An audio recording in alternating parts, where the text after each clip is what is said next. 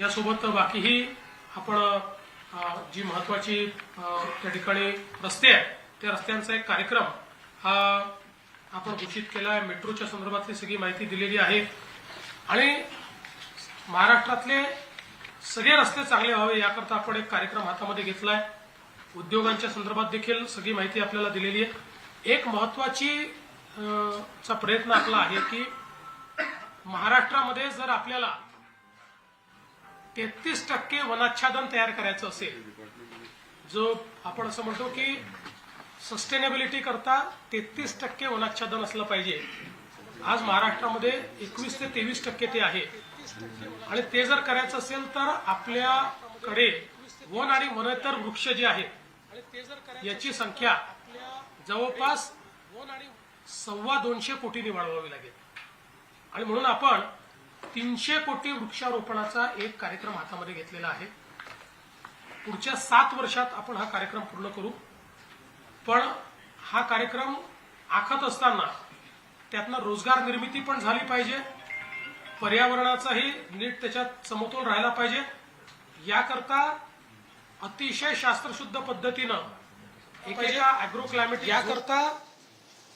शास्त्रशुद्ध पद्धतीनं एकेका अॅग्रोक्लायमॅटिक झोनचा विचार करून सर्वात कमी वृक्षाच्छादन कुठे आहे त्याचा विचार करून तिथे किती करता येईल, कुठे जंगल वाढवता येईल, कुठे जंगलेतर करता येईल, असं एक मोठं मिशन हे आपण हातामध्ये घेतलेलं आहे। विशेषतः यावर्षी एक बाब चिंताजनक आहे।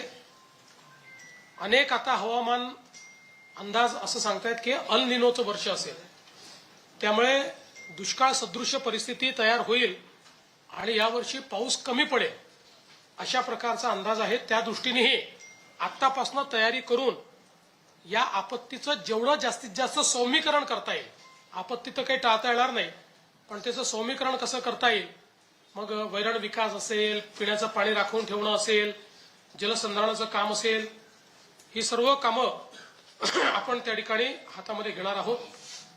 सुशासन आणि गतिमानता, सुरक्षा या सगळ्या गोष्टी आपण त्या ठिकाणी सांगितल्या आहेत। एक गोष्ट मला सांगताना आनंद वाटतो की आपण याही वर्षी महाराष्ट्राला अर्थव्यवस्थेच्या सगळ्या निकषांवर आपलं जे राजकोषीय उत्तरदायित्व विधेयक आहे त्याच्या निकषाप्रमाणे ठेवू शकलो। मी विशेषतः ज्याचा उल्लेख केला आणि हा अर्थसंकल्प मी स्वर्गीय अजितदादांना समर्पित केला आहे।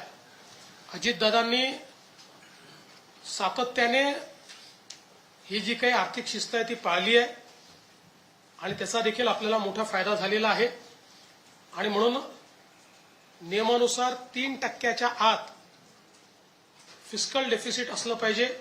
ते 3% आत 2.7% आपलं आहे।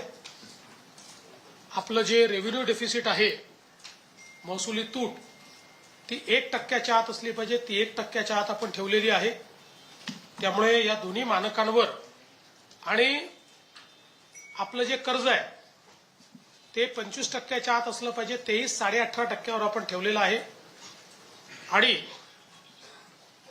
त्याच्यामध्ये 1% अजून वाढ आपल्याला जी दिसते, जी आम्ही सेपरेट दाखवली आहे, ते कर्ज केंद्र सरकारने घेतलं आणि केंद्र सरकार भरणार आहे। ते आपल्याला भरावं लागत नाही, ते आपलं दायित्व नाही आहे, पण ते त्यांनी आपल्याला दिलं असल्यामुळे आपल्या बॅलन्स शीटवर आपल्याला दाखवावं लागतं। असं जवळपास 90,000 कोटीचं ते कर्ज आहे की जे आपल्याला भरायचं नाही, जे केंद्राला भरायचं आहे। त्यामुळे कर्जाच्या संदर्भातही महाराष्ट्राने जी काही आपलं डेट जीडीपी रेशो आहे तो रेशो उत्तम पद्धतीने त्या ठिकाणी राखलेला आहे। सगळ्यात महत्त्वाचं म्हणजे आपण जर बघितलं तर यावर्षी आपण जी भांडवली गुंतवणूक आहे त्या भांडवली खर्चामध्ये 21% वाढ केली आहे। 21% भांडवली खर्च आपला वाढलाय।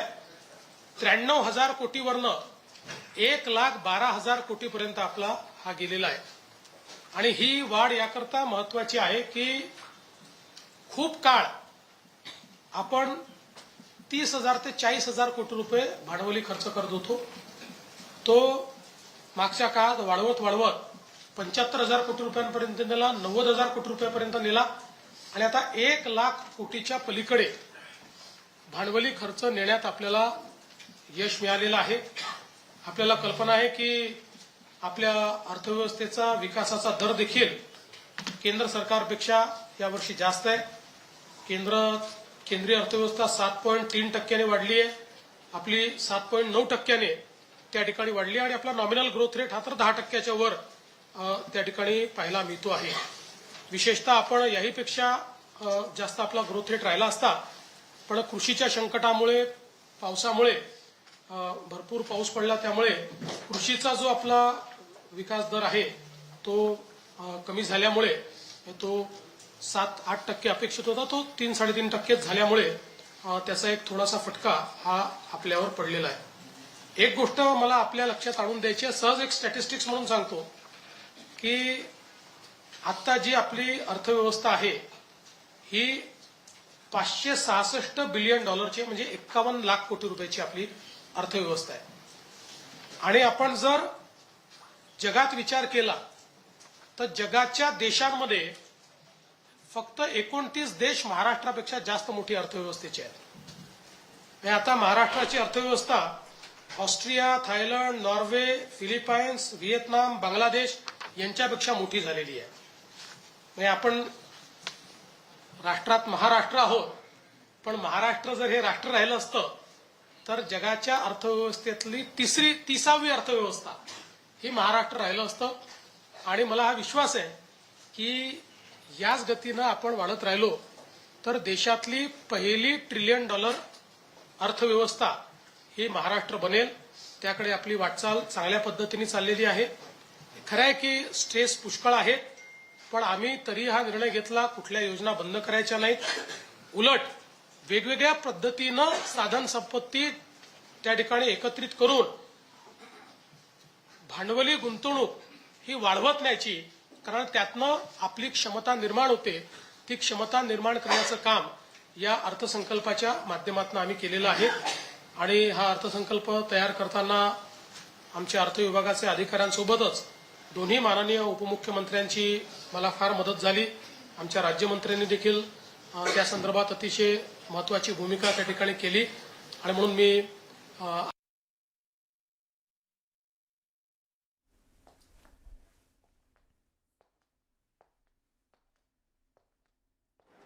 ही आम्ही जाहीर केलेली आहे. नियमित कर्ज भरणारे जे आहेत त्यांनाही $50,000 देण्याचा निर्णय आम्ही केला आहे. या व्यतिरिक्त शेतमालाला जागतिक बाजारपेठ मिळवून देण्याकरता 10 ते 15 पिकांची एकात्मिक मूल्य साखळी तयार करणं असेल, शेतीमध्ये आर्टिफिशियल इंटेलिजन्सचा उपयोग करून जी काही त्या ठिकाणी आपलं लागत मूल्य आहे, उत्पादन खर्च आहे, तो 25% कमी आणायचा आणि उत्पादकता वाढवायची, या दृष्टीने बऱ्याच उपाययोजना या अर्थसंकल्पात आम्ही सांगितलेल्या आहेत. ॲग्रीस्टॅक आणि महाविस्तार हे जे 2 आपले प्लॅटफॉर्म तयार झालेले आहेत, यामुळे एआय अडॉप्शन करता सामान्यातल्या सामान्य शेतकऱ्याला देखील अतिशय सोपं झालं आहे. कारण त्याला येईल त्या भाषेमध्ये तो प्रश्न विचारू शकेल, त्याला त्याचं उत्तर मिळेल. नुसता फोटो टाकला तरी देखील पिकाची परिस्थिती काय आहे, कीड येण्याची काय संभावना आहे, त्याकरता काय उपाययोजना केली पाहिजे, हे अतिशय प्रिसिशन पद्धतीनं शेतकऱ्याला कळू शकेल. कुठल्याही एक्सपर्टची आवश्यकता शेतकऱ्याला भासणार नाही. अशा पद्धतीनं आपण याची रचना केली आहे. 30 लाख शेतकरी आज त्याचा उपयोग करतायत. तो आपल्याला सर्व शेतकऱ्यांपर्यंत घेऊन जायचा आहे. मुख्यमंत्री सौर कृषी वाहिनीचं काम देखील अतिशय वेगानं चाललंय. जवळपास 4000 मेगावॅट आपण आता त्या ठिकाणी काम पूर्ण केलं आणि याच वर्षी अजून 10,000 मेगावॅट म्हणजे 13 ते 14,000 मेगावॅट पर्यंत यावर्षी आपण पोहोचू आणि मग आपण सर्व शेतकऱ्यांना दिवसा वीज ही त्या ठिकाणी देऊ शकू. एक अजून महत्वाचा निर्णय जो अर्थसंकल्पात आम्ही घेतलाय तो म्हणजे स्वर्गीय गोपीनाथ मुंडे अपघात सानुग्रह अनुदान हे आतापर्यंत केवळ शेतकऱ्यांना लागू होतं. आता ते शेतमजुरांनाही लागू करण्याचा निर्णय हा आपल्या सरकारच्या वतीने घेतलेला आहे. सिंचनाच्या क्षेत्रातही अनेक अत्यंत भरीव अशा प्रकारच्या गोष्टी आज आपण या माध्यमातून सांगितलेल्या आहेत आणि विशेषतः सगळ्याच क्षेत्रामध्ये डिजिटायझेशन आणि एआयचा उपयोग हा करण्याचा आपला प्रयत्न आहे, जेणेकरून खर्च योग्य पद्धतीने होईल आणि परिणाम देखील मोजता येतील अशा पद्धतीने आपण हे काम करतो. आणि यात विशेषतः जागतिक बँकेच्या सहकार्याने जी आपली छोटी शहरं आहेत, नगरपालिकांची शहरं आहेत, या शहरांमध्ये जवळपास 6000 कोटी रुपये खर्च करून मलनिस्सारणाच्या योजना आणि सांडपाण्यावर प्रक्रिया याचं काम आपण हातामध्ये घेतलेलं आहे. टप्प्याटप्प्याने 100% कव्हरेज हे आपल्याला त्याचं करायचं आहे.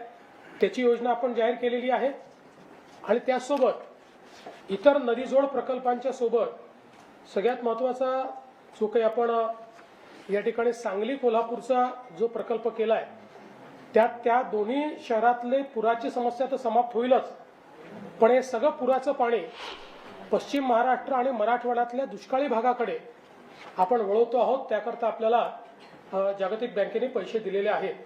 त्यामुळे सिंचनाच्या क्षेत्रात एक खूप भरीव काम, मग ती आपल्याला माहिती आहे नळगंगा वैनगंगा जी आपली योजना आहे ती योजना असेल किंवा इतर योजनांच्या माध्यमातून आपण हे करतोय. विशेषतः महिलांच्या संदर्भात आपण जी माझी लाडकी बहीण योजना सुरू केली होती, तर अनेकांनी अर्थसंकल्पापूर्वी या योजनेचं काय होणार, ही सुरू राहणार की बंद होणार, अशा चर्चा केल्या होत्या. पण योजना आम्ही सुरू ठेवलेली आहे, ती आम्ही सुरू ठेवणार आहोत आणि त्याकरता सगळं आवश्यक तो निधी आपण दिलेला आहे. शेतकऱ्यांच्या मोफत वीज करता देखील आतापर्यंत 32,000 कोटी खर्च केले आहेत. यावर्षी 20,000 कोटी अजून आपण खर्च करतो आणि ती योजना देखील आपण सुरू ठेवणार आहोत. राज्यात आतापर्यंत 37 लाख लखपती दिदी आपण केले आहेत. यावर्षी 25 लाख आपल्या बहिणींना लखपती दिदी करण्याचा आपला प्रयत्न आहे. युवांच्या संदर्भात देखील आपल्याला माहिती आहे की एज्युसिटीची आपण स्थापना केलेली आहे. आता 5 युनिव्हर्सिटीज तिथे आल्या आहेत, अजून 7 युनिव्हर्सिटीज येणार आहेत. 1 लाख मुलं हे त्या ठिकाणी शिकू शकतील अशा पद्धतीची याची रचना आहे. आणि या सगळ्या युनिव्हर्सिटीज QS रँकिंगमधल्या पहिल्या 500च्या आतल्या युनिव्हर्सिटीज आहेत. आता तर 100च्या आतल्याच आलेल्या आहेत आपल्याकडे. आणि साधारणपणे या सगळ्या युनिव्हर्सिटीजमध्ये एलिजिबल असलेली जी आपली मुलं आहेत, 100 पैकी 8च मुलं शिकू शकतात. खर्चामुळे शिकू शकत नाही, विजामुळे शिकू शकत नाही. आता त्यांची कॅम्पसेस आल्यामुळे आपल्या मुलांना त्या ठिकाणी शिकता येईल आणि परदेशात त्याच युनिव्हर्सिटीत जे शिक्षण ते घेतात त्याच्या 1/4 पैशामध्ये त्यांना या ठिकाणी शिकता येईल अशा पद्धतीची ही आंतरराष्ट्रीय स्तराची व्यवस्था आपण केलेली आहे. आणि महिमासारखी एक संस्था आपण स्थापन करतो की ज्यातनं परदेशातल्या नोकऱ्यांकरता मुलांना तयार करणं असा आपला एक प्रयत्न त्या ठिकाणी आहे. स्टार्टअप इकोसिस्टीमला जास्त डीप करण्याकरता आपण एक फंड ऑफ फंड तयार केलेला आहे, ज्यामध्ये आपण स्टार्टअपची कॉम्पिटिशन घेतल्यानंतर जे स्टार्टअप्स स्केलेबल आहेत त्यांना जी काही वित्त आहे ते आपण उपलब्ध करून देणार आहोत. आपल्या कामाचे जे असतील अशा स्टार्टअप्सला 25 लाखापर्यंतचं काम हे आपण थेट त्या ठिकाणी देणार आहोत. त्यामुळे मला असं वाटतं की युवांकरता एक मोठा त्याचा फायदा होईल. 75,000 अजून नोकऱ्या देण्याचा आपण निर्णय या ठिकाणी घेतलेला आहे. आणि खेळांच्या संदर्भात देखील मिशन लक्षवेध याचा उल्लेख मी केला आहे. सांस्कृतिक वारशाच्या संदर्भात छत्रपती शिवरायांचे जे काही युनेस्कोचे 12 किल्ले आहेत त्यांचं जतन संवर्धन असेल किंवा इतरही ज्या काही महत्त्वाच्या घोषणा आहेत त्या घोषणा आपण यामध्ये केल्या आहेत. मी पुन्हा सांगून जास्त वेळ त्यामध्ये घेणार नाही. हे वर्ष विशेषतः आपल्याला कल्पना आहे की महात्मा ज्योतिबा फुलेंचं 200वे जयंती वर्ष आहे. संत गाडगेबाबांचं 150वे जयंती वर्ष आहे. आणि त्यासोबत 14 तळ्याचा जो सत्याग्रह झाला त्यालाही 100 वर्ष पूर्ण होत आहेत. आणि म्हणून समता आणि समरसता वर्ष म्हणून त्या क्षेत्रामध्ये वेगवेगळी कामं करण्याचा निर्णय आपण घेतलाय. अनुसूचित जातीकरता अनुसूचित जमातीकरता देखील आपण वाढीव तरतूद यामध्ये केलेली आहे। विशेषतः जी आपण स्वयंची योजना चालवतो त्याच्यामध्ये म्हणजे ज्यांना हॉस्टेलमध्ये ॲडमिशन मिळत नाही त्यांना आपण निर्वाह भत्ता देतो। या निर्वाह भत्त्यामध्येही भरीव वाढ ही आम्ही त्या ठिकाणी करतो आहोत, कारण आपण 2017 साली हा सुरू केला, त्यानंतर तो आपण काही रिवाईज केला नव्हता, त्यामुळे तोही आपण भरीव पद्धतीने वाढवतो। आणि आपण बिरसा नावाची एक योजना सुरू करतो ज्यामध्ये आदिवासी मुलांचे स्टार्टअप्स हे आपण त्या बिरसाच्या माध्यमातून त्या ठिकाणी त्याला प्राधान्य जे आहे ते देणार आहोत। आता आपण जर बघितलं तर विशेषतः मला या गोष्टीचा आनंद आहे की पायाभूत सुविधा क्षेत्रामध्ये अनेक आपण अनाउन्समेंट या ठिकाणी केल्या आहेत, पण त्यात 1000 पर्यंतची जी गावं आहेत लोकसंख्येची, अर्थात 2011ची लोकसंख्या आपण पकडली आहे कारण तोच आता बेस आहे आपल्याकडे, अशी सगळी गावं ही कॉन्क्रीटच्या 12 रोडनी जोडायची असा कार्यक्रम आपण हाती घेतला आहे। पहिल्या टप्प्यात 4500 कोटी रुपये वर्ल्ड बँकेने आपल्याला त्याकरता दिले आहेत आणि टप्प्याटप्प्याने सगळी गावं आपण त्या ठिकाणी जोडणार आहोत। यासोबत बाकीही आपण जी महत्त्वाची त्या ठिकाणी रस्ते आहेत त्या रस्त्यांचा एक कार्यक्रम हा आपण घोषित केला आहे। मेट्रोच्या संदर्भातली सगळी माहिती दिलेली आहे आणि महाराष्ट्रातले सगळे रस्ते चांगले व्हावे याकरता आपण एक कार्यक्रम हातामध्ये घेतला आहे। उद्योगांच्या संदर्भात देखील सगळी माहिती आपल्याला दिलेली आहे। एक महत्त्वाची चा प्रयत्न आपला आहे की महाराष्ट्रामध्ये जर आपल्याला 33% वनाच्छादन तयार करायचं असेल, जो आपण असं म्हणतो की सस्टेनेबिलिटी करता 33% वनाच्छादन असलं पाहिजे।